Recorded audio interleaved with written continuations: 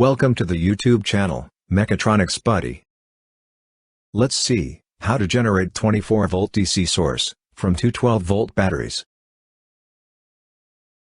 Here, you can see, we have two 12-volt batteries with current rating of 18 amperes. That does not matter in the way we are talking about, because we are interested in generating the 24-volt DC source, ignoring the current rating.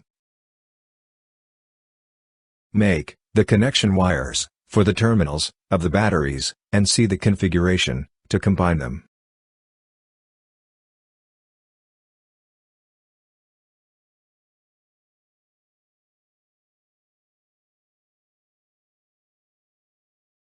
Connect them in series, short the positive terminal of one battery with the negative terminal of the other one. Now you are left with two terminal, positive terminal of one battery and negative of other, that will give you 24 volt.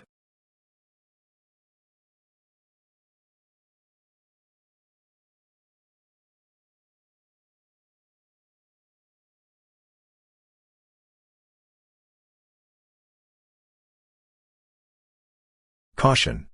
Prevent the other two output terminals to come in contact, it will cause damage.